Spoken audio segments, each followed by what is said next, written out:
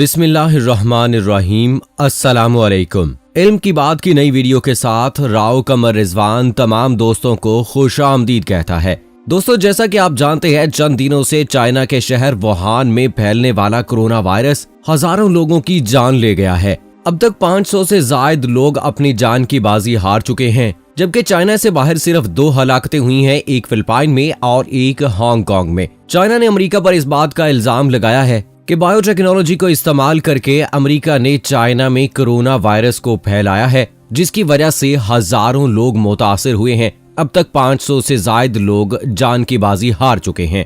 दोस्तों, ये भी एक कयामत की निशानियों में से निशानी है कि कयामत से पहले लोग एक दूसरे के लिए बीमारियां पैदा करेंगे। इस हवाले से हजरत अली रज़ी अल्लाह तआला अन्हु ने क्या फरमाया, आज की वीडियो में आपको बताएंगे। सो वीडियो को आखिर तक जरूर देखिएगा, और अगर आपने अभी तक हमारा चैनल इल्म की बात सब्सक्राइब नहीं किया तो अभी सब्सक्राइब करें और साथ में बेल आइकॉन को जरूर प्रेस करें, ताकि मुस्तकबिल में अपलोड होने वाली इस्लामी और मालूमाती वीडियोस का नोटिफिकेशन आपको बर वक्त मिलता रहे। दोस्तों, कुछ बीमारियां ऐसी हैं जो वबा की तरह फैलती हैं और देखते ही देखते लाखों हजारों लोग इसका लुकमा बन जाते हैं। चाइना के शहर वुहान की एक मार्केट से जन्म लेने वाला कोरोना वायरस दुनिया के 2 दर्जन से जायद मुल्कों में फैल चुका है और इस बीमारी से अब तक सैकड़ों अफराद हलाक हो चुके हैं। लेकिन इसके बावजूद ये बीमारी इतनी हलाकत खेज साबित नहीं हुई जितनी इससे पहले 20वीं सदी में फैलने वाली वबाएं साबित हुई हैं। कोरोना वायरस की वबा फैलने से पहले भी रवां सदी में कई दीगर मुहलिक वबाएं मुख्तलिफ ममालिक में फैली हैं, लेकिन 20वीं सदी में फैलने वाली वबाएं 21वीं सदी के मुकाबले में कहीं ज्यादा खतरनाक, मोहलक और जानलेवा थीं। दिसंबर 2013 में मगरबी अफ्रीका में इबोला नामी वबा फैली, जो एक खतरनाक बुखार की सूरत में थी। ये बीमारी कई अफ्रीकी मुल्कों में तकरीबन 2 बरस तक अपना असर दिखाती रही और इस दौरान 11,300 से जायद अफराद हलाक हुए। इबोला पहली बार 1976 में फैला था, लेकिन उस वक्त इसने वबाई शक्ल इख्तियार नहीं की थी। इबोला में एक शख्स से दूसरे शख्स में मुंतकिल होने की सलाहियत कम थी, लेकिन इस बीमारी से हलाक होने वालों की शरह 40% थी। इबोला वायरस 2018 में दोबारा कांगो में फैला, जहां इससे 2200 से जायद हलाकतें हुई थी। इसी तरह दोस्तों, मार्च 2009 में मैक्सिको और अमेरिका में स्वाइन फ्लू नामी एक मोहलिक वबा फैली थी। आलमी इदारा सेहत के मुताबिक इस वबा से 18,500 के लगभग लोग हलाक हुए थे। अलबत्ता स्वाइन फ्लू इतना खतरनाक साबित नहीं हुआ जितनी इससे मुतल्लिक कयासराइयां की जा रही थी। इससे पहले सन 2002 से 2003 में सार्स नामी सांस की मर्ज की ये मोहलिक वबा चीन के सूबे ग्वांगडोंग में नवंबर 2002 में फैली थी। इस बीमारी से 774 अफराद हलाक हुए, जिनमें से ज्यादातर हलाकतें चीन और हांगकांग में हुई थीं। सार्स की वबा भी तकरीबन 30 मुल्कों में फैली थी और इससे मुतासरा अफराद में हलाकतों की शरह 9.5% तक रही थी। दोस्तों, आपको याद होगा कि सन 2003-04 में एक और बीमारी फैली थी जिसे बर्ड फ्लू के नाम से जाना गया था। साल 2003 में मुर्गियों से फैलने वाली इस वबा से 400 से जायद अफराद हलाक हुए थे। ज्यादातर हलाकतें जनूबी एशिया में हुई थी। ये बीमारी हांगकांग में पोल्ट्री फार्म से फैली। आलमी इदारा सेहत ने इस बीमारी के फैलाव को देखते हुए हेल्थ इमरजेंसी भी नाफज की थी, लेकिन इससे होने वाली हलाकतें महदूद रहीं। 21वीं सदी के मुकाबले में 20वीं सदी की मोहलिक वबाएं ज्यादा खतरनाक साबित हुई और इनसे होने वाली हलाकतों की तादाद मौजूदा सदी के मुकाबले में कहीं ज्यादा थी। इसके बाद दोस्तों, बात करते हैं एक ऐसी वबा के बारे में जो कि 1981 से अब तक चल रही है। जी हाँ दोस्तों, साल 1981 में पहली बार फैलने वाली मोहलिक बीमारी एड्स से अब तक छुटकारा हासिल नहीं हो सका है और ये अब भी कई मुल्कों में फैल रही है। अक़वाम मुत्तहिदा के इंसदादे एड्स से मुताल्लिक प्रोग्राम के मुताबिक इस बीमारी से अब तक 3 करोड़ 20 लाख से जायद अफराद हलाक हो चुके हैं। इसी तरह दोस्तों, आज से 50 साल पहले एक और वबा फैली थी जो थी हांगकांग फ्लू। अमेरिका में बीमारियों की रोकथाम से मुताल्लिक इदारे के मुताबिक इस बीमारी से होने वाली हलाकतों की तादाद लगभग 10 लाख थी। 1968 में फैलने वाली इस बीमारी से हलाक होने वालों में ज्यादातर तादाद बच्चों की थी। ये वबा हांगकांग से शुरू हुई थी और एशिया से होती हुई अमेरिका तक जा पहुंची थी। साल 1969 में ये वबा यूरोप में भी फैल गई थी। इसी तरह फरवरी 1957 में चीन से फैलने वाली एक और बीमारी थी एशियन फ्लू। इस बीमारी से भी लगभग 11 लाख अफराद हलाक हुए थे। और अगर पिछली सदी के आगाज की बात की जाए तो स्पेनिश फ्लू 1918 से 1919 में शुरू हुआ था। पहली जंग अजीम के दौरान फैलने वाली इस बीमारी से लगभग 5 करोड़ अफराद हलाक हुए थे। सितंबर 1918 से अप्रैल 1919 के दरमियान फैलने वाली स्पेनिश फ्लू को कम वक्त में ज्यादा हलाकतों की वजह से मोहलक तरीन बीमारी भी करार दिया जाता है। स्पेनिश फ्लू की वबा से होने वाली हलाकतों की तादाद जंग अजीम अव्वल में हलाक होने वाले कुल अफराद के मुकाबले में 5 गुना ज्यादा थी। ये वबा पहले अमेरिका में फैली थी और फिर यूरोप से होती हुई दुनिया के मुख्तलिफ मुल्कों में फैल गई थी।